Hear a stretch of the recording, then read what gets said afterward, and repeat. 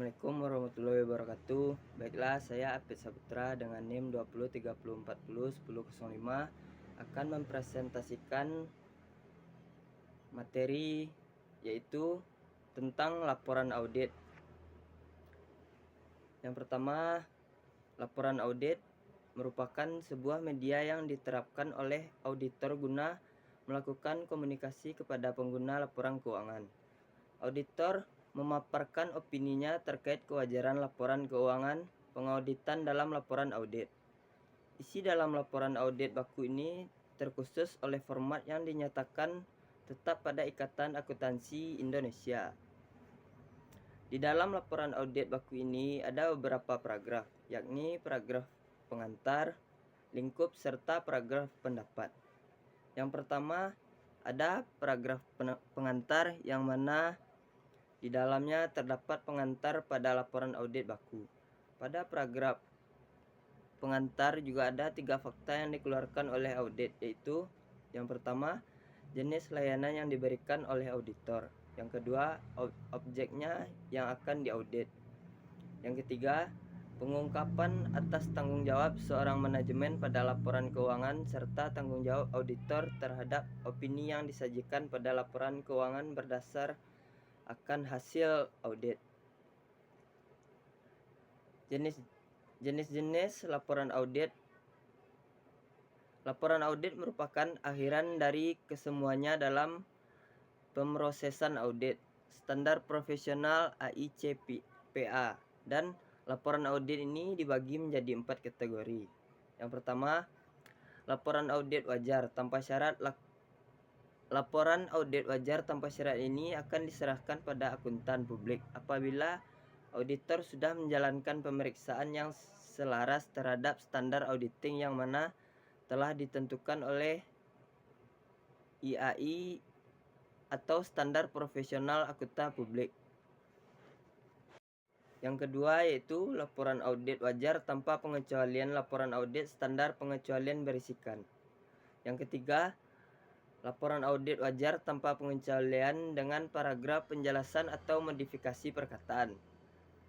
Sebuah auditan yang rinci sudah dilakukan dan memiliki hasil yang cukup puas serta laporan keuangan sudah digunakan secara wajar. Namun, auditor percaya jika perlu serta wajib guna menyediakan informasi tambahan. Yang keempat yaitu laporan audit tidak wajar atau menolak pendapat serta auditor menarik kesimpulan bahwasannya laporan keuangan bukan diberikan dengan wajar. Auditor tidak bisa memberikan pendapatnya terkait apakah laporan keuangan itu sudah diserahkan dengan wajar. B. Melakukan penyusunan laporan audit.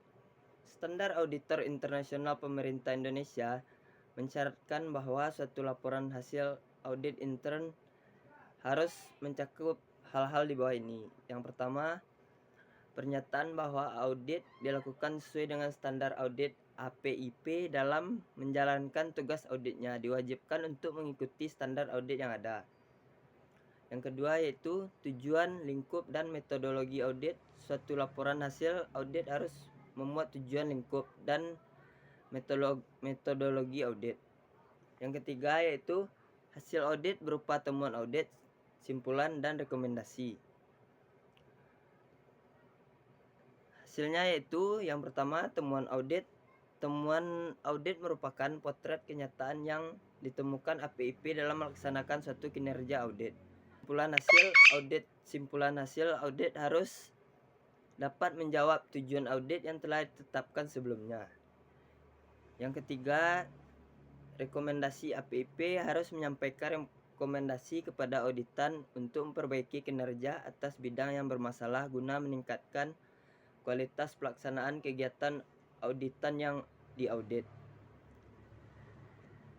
Selanjutnya, tanggapan pejabat yang bertanggung jawab atas hasil audit APIP harus mendapatkan tanggapan tertulis dan resmi atau temuan, simpulan, dan rekomendasi audit dari pejabat berwenang auditan yang diaudit. Laporan hasil audit dapat berupa BAB atau surat yang merupakan ikhtisar dari LHA. Penyusunan dalam bentuk surat dituangkan dalam beberapa paragraf, yaitu yang pertama, paragraf pembuka memuat tujuan ruang lingkup. Yang kedua, paragraf isi memuat simpulan hasil audit yang dapat menjawab secara langsung tujuan audit dan rekomendasi diperlukan. Yang ketiga, paragraf penjelas memuat penjelasan tambahan. Yang keempat, paragraf penutup berisi permintaan kepada auditan agar rekomendasi segera ditindaklanjuti dan menginformasikannya kepada APIP. Selanjutnya yang ketiga atau C, yaitu melakukan follow up laporan audit. Adapun uraian tindak lanjut audit yang dikutip dari sebagai berikut. Yang pertama, tindak lanjut audit. Penyerahan laporan audit kepada audite merupakan tahapan akhir dari pekerjaan audit lapangan. Yang kedua, tujuan tindak lanjut audit secara umum tujuannya untuk meningkatkan efektivitas dan dampak dari laporan audit. Selanjutnya, mendorong pembelajaran dan pengembangan audit. Untuk setiap rekomendasi audit, audite menyatakan apakah menolak atau menerima rekomendasi tersebut. Jika diterima, akan dilaksanakan kapan pelaksanaan direncanakan. Langkah-langkah pelaksanaan tindak lanjut hasil audit, yaitu yang pertama, perencanaan tindak lanjut. Yang kedua, pelaksanaan tindak lanjut. Yang pertama ini dibagi menjadi 5. Yang pertama, menentukan apakah tindak lanjut akan dilaksanakan. Yang kedua, menentukan lingkup tindak lanjut. Yang ketiga, cross audit follow up. Yang keempat, menyiapkan sumber daya untuk tindak lanjut. Yang kelima, menjadwalkan tindak lanjut.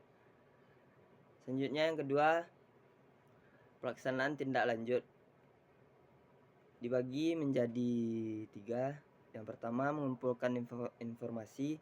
Yang dua, mencatat hasil. Yang ketiga, menilai dampak audit kinerja. Selanjutnya, pelaporan hasil tindak lanjut. Auditor harus melaporkan perbaikan maupun rekomendasi yang belum ditindaklanjuti yang ditemukan selama pelaksanaan audit tindak lanjut kepada pihak-pihak yang terkait. Yang terakhir yaitu nilai-nilai kejujuran dalam materi.